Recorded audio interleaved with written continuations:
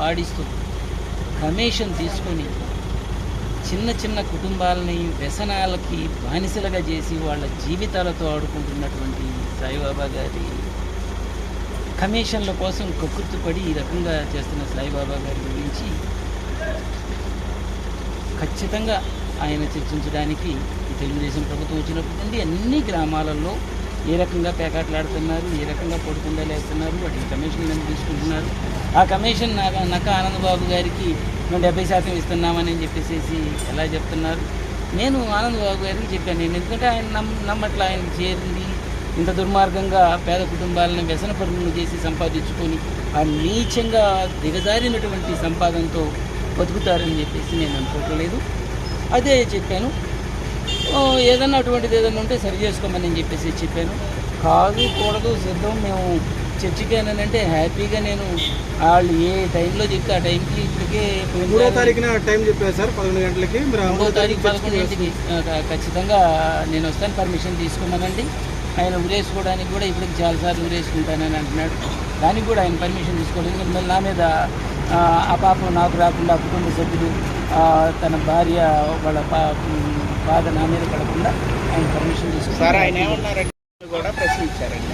అంటే సార్ ఆయన మీద అలాగా సార్, అలాగా సార్ నిరూపించలేకపోతే మీరేం చేస్తారు? ఖచ్చితంగా క్షమాపణ, బహిరంగ క్షమాపణలు చెప్పేశారు. అంటే సార్ సరే ఒక చిన్న క్వశ్చన్ సార్, ఆయనకి ఊళ్ళో ఇక్కడ ఏమంటున్నారంటే ఆయన ఏమన్నా మమ్మల్ని రెచ్చగొడుతున్నారు అశోక్ బాబు గారు, కుల మతాలు చిచ్చు లేపుతున్నారని చెప్పేసి ఆయన అడుగుతున్నారు. దీన్ని ప్రజలు ఎలా తీసుకోవాలి? అంటే మీరు ఆయన రెచ్చగొడుతున్నారనే ఆయన చూస్తూ ఉన్నారు. 50 రోజులు కాలేదు, ఇప్పుడే చిన్న బిడ్డ సంక్షేమ పథకాల గురించి మాట్లాడుతున్నారు అని అన్నారు కదా. అసలు ప్రమాణ స్వీకారం చేయకముందే దిమ్మెల పగలగొట్టేశారు. సుత్తులు తీసుకొని బొట్టు పెట్టుకొని ఆ అమ్మవారి గుడికి పూజలు చేస్తా, ఆ అమ్మవారిని అడ్డం పెట్టుకొని అక్రమ సంపాదనలు చేస్తూ సుత్తులు తీసుకొని దిమ్మెల పగలగొట్టి అకృత్యం చేస్తూ పగలగొట్టింది ఆయనే కదా. మరి బుల్లయ్య గారిని కొట్టి ఆయన మీద కేసులు పెట్టించింది వాళ్ళే కదా. ఆయన కొట్టిస్తే కోటేశ్వరరావును శ్రీను మీద కేసులు పెట్టించింది ఆయనే కదా.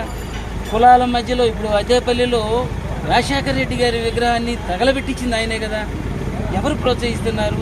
ప్రతిపక్షంలో ఉన్నాం, పోనీండి వాళ్ళకి అధికారం వచ్చింది చేసుకుంటారులేనని చెప్పేసి చూస్తూ ఉంటే అన్నీ చేస్తా. అరే మాటకు ముందు ప్రెస్ మీట్, ఈ ప్రెస్ మీట్లేందో ఈ గోలేందో. మరి ఇంత నీతివంతుడైతే మరి ఆ రోజున తన భార్య సర్పంచ్గా ఉన్నప్పుడు ఆమె చెక్ పవర్ ఎందుకు, అధికార పార్టీలో ఉండి కూడా చెక్ పవర్ ఎందుకు రద్దయింది? ఆ రోజే ఈయన ఇప్పుడు ఈరోజు చేస్తానన్నది చేసుకోవాలా? తన భార్యని బజార్లో వేసి బట్టిప్రోలు గ్రామంలో అనేక ఉద్యమాలు, పార్టీలతో సంబంధం లేకుండా చెక్ పవర్ రద్దు చేయాలని ఉద్యమాలు చేసినటువంటి బట్టిప్రోలు గ్రామంలో నిరాహారదీక్షలు కూడా జరిగినాయి. సిగ్గుండాలి.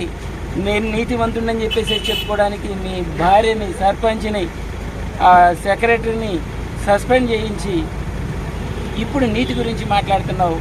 నువ్వు దేవుణ్ణి పూజిస్తున్నావంటే పద్ధతిగా ఉండాలి, బొట్టు పెట్టుకుంటావంటే ఒక జ్ఞానం ఉండాలి. అంతేగాని ఈ నీచ సంస్కృతికి వద్దు. చర్చకి నేను సిద్ధం. నువ్వు ఒకవేళ ఇక్కడ లేకపోతే నువ్వు రమ్మంటే ఇంటికైనా వస్తా, వచ్చి మాట్లాడతా. నువ్వు చేస్తున్నావు, నువ్వు పేకాట్లాడిస్తున్నావు, నువ్వు కోడి పందాలు వేయిస్తున్నావు, వాటి కమిషన్లు తీసుకుంటున్నావు. నువ్వు వసూలు చేసే డబ్బులు మరి నీకా, ఆనందబాబు గారికా, మీ ఇద్దరికి కాకపోతే అధికారులుకా? అధికారులు ఎందుకని ఇవి ఆపలేకపోతున్నారు? మీ ప్రభుత్వమే కదా, మీరు ఆపండి.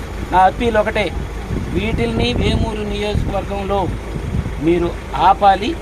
ఆపిందాకా పేకాట్లు, కోడి పందాలు, ఈ అక్రమ సంపాదనలు చేసేటువంటి మీ చీకటి కోణాలన్నీ కూడా బయట పెట్టేదాకా నేను మాత్రం ఆగేది లేదు.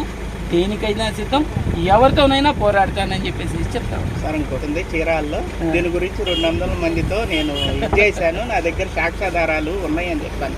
దీని మీద మీరు ఎలా స్పందిస్తారు? స్పందిస్తా, ఆయన మైండ్ పోయినట్టుంది.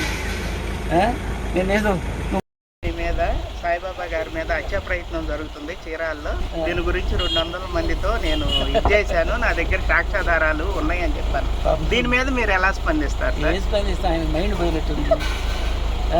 నేనేదో నువ్వు మగోడు అయితేరా మగోడు అయితేరా మగోడు అయితేరా అని అంటున్నాడు. 3 పిల్లలు అయ్యా నాకు, 3 పిల్లలు, 3 అబ్బాయిలు.